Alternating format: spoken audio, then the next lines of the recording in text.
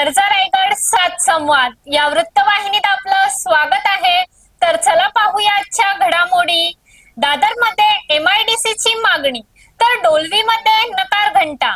दादर मध्ये MIDC न झाल्यास मुंबई गोवा महामार्गावर उपोषण। पेण तालुक्यातील दादर परिसर म्हणजे एकेकाळचे भाताचे कोठार। तसेच मुंबई जर कोणाच्या जीवावर उभी राहिली असेल तर ती दादर, रवे आणि आवरे गोवटणेच्या जोरावर।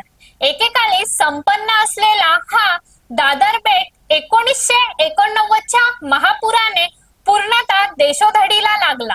दादरचा बाह्यकाटा म्हणजे संरक्षण भिंत फुटल्याने समुद्राचे खारे पाणी जमिनीमध्ये शिरले, जमीन नापीक झाली। तेव्हापासून आजपर्यंत या गावावर निसर्गाच्या अवकृपेमुळे रास्त धान्य दुकानाशिवाय पर्याय राहिला नाही। आज शासनामार्फत कोणत्याही सुविधा दादर गावाला मिळत नाहीत। शेती व्यवसाय पूर्णतः बंद आहे। पाताळगंगेच्या प्रदूषणामुळे मत्स्य व्यवसाय बंद होण्याच्या मार्गावर आहे। तर रेती व्यवसाय यामध्ये जाचकाठी आल्यामुळे हा व्यवसाय देखील नामशेष होऊ लागला आहे।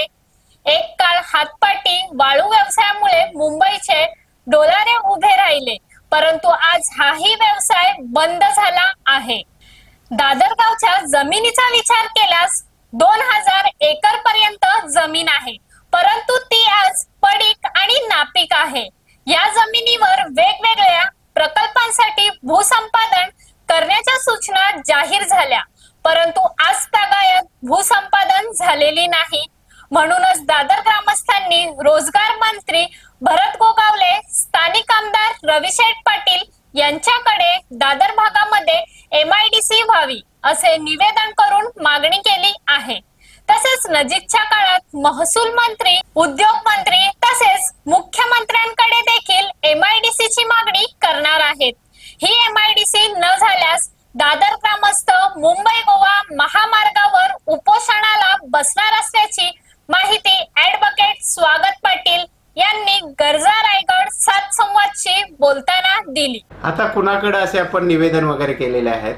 परवा मी नामदार गोगावले साहेब यांची आमदार निवासस्थानी, त्यांच्या निवासस्थानी जाऊन भेट घेतली, त्यांना निवेदन दिलं आणि काल रविशेठ पाटील स्थानिक आमदार यांनाही निवेदन देऊन आलं। भविष्यात काय आहे, आणखी तुमचा काय ध्येय धोरण आहे त्या दृष्टीने? आता भविष्यात आम्ही एक 2-3 दिवसात रायगडचे मंत्री असतील, आमदार असतील, ह्या सर्वांची भेटगाठी घेऊन लवकरात लवकर दादरमध्ये शासनातर्फे MIDCचा प्रोजेक्ट राबवावा अशी त्यांच्याकडे आम्ही मागणी करतोय। परंतु जर आमच्या विनंतीला त्यांनी कानाडोळा केला तर आम्ही समस्त ग्रामस्थ दादर गाव आम्ही शासनाच्या विरुद्ध उपोषण करायचं ठरवलंय। परंतु ते उपोषण मात्र कुठल्याही कार्यालयासमोर नसेल, कारण कार्यालयासमोर उपोषण करून कोणालाही त्याची दखल घेत नाहीत लवकर ते, आणि म्हणून मुंबई गोवा हायवेवरच आम्ही शांततेच्या मार्गात उपोषण करून शासनाला जाग आणण्याचा प्रयत्न करू।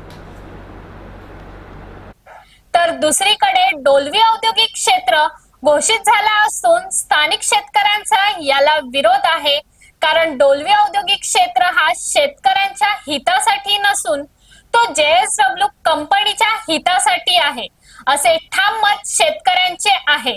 हा प्रकल्प होऊ नये म्हणून प्रांत कार्यालय, जिल्हाधिकारी रायगड यांच्या कार्यालयावर देखील मोर्चे निघालेले आहेत। तर आमदार जयंतभाई पाटील यांनी हा प्रकल्प शेतकऱ्यांच्या हितासाठी कसा नाही हे विधिमंडळात देखील लक्षवेधीद्वारे शासनाला पटवून दिले आहे।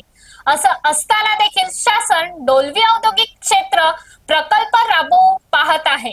याला शेतकऱ्यांनी कडकडून विरोध केला आहे। तसेच शेतकऱ्यांनी ही मागणी केली आहे की शासनाने शेतकऱ्यांशी योग्य ती बोलणी केल्याशिवाय भूसंपादन करू नये। याबाबत शेतकरी संघर्ष समितीचे अध्यक्ष KG म्हात्रे यांनी सांगितले की राज्य शासनाने डोलवी MIDC प्रकल्पासाठी गडब, डोलवी, वडखल, बोरी या 4 ग्रामपंचायत हद्दीतील जमीन भूसंपादन करण्याचा जो निर्णय घेतलेला आहे तो निर्णय घेत असताना येथील स्थानिक शेतकऱ्यांना विश्वासात न घेता झालेला हा निर्णय आहे. यास सर्व शेतकऱ्यांनी तीव्र स्वरूपाचा विरोध आतापर्यंत दर्शवलेला आहे. राज्य शासनाने 2013चा भूसंपादन कायद्याचा अंमलबजावणी न करता पुनर्वसन मोबदला या बाबतीत योग्य ते धोरण न अवलंबता येथील शेतकऱ्यांना देशोधडीला लावण्याचा हा निर्णय घेतलेला असा शेतकऱ्यांचा मानस आहे. ज्या प्रकल्पासाठी आपण भूसंपादन करत आहात त्या प्रकल्पाने या अगोदरच येथील जमिनी संपादित केलेल्या आहेत. शेतकऱ्यांची एकच मागणी राहील की या शेतकऱ्यांबरोबर आपण खाजगी वाटाघाटी करून त्यांना योग्य मोबदला, नोकरी, व्यवसाय याबाबतीत योग्य धोरण अवलंबून त्यानंतरच या जमिनीच्या बाबतीत निर्णय घेण्यात यावा अशी या ठिकाणी आमच्या सर्व शेतकऱ्यांची मागणी राहील. तर दुसरीकडे दादर गावचे शेतकरी आपल्या जमिनीमध्ये MIDC व्हावी यासाठी शासनाच्या मंत्र्यांना अर्ज विनवण्या करत आहेत.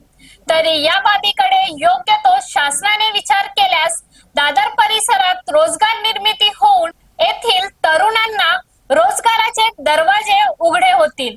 तर अशाच अनेक ताज्या घडामोडी पाहण्यासाठी गरजा रायगड 7 संवाद या वृत्तवाहिनीला सबस्क्राईब करून बेल आयकॉन वरती क्लिक करा. धन्यवाद.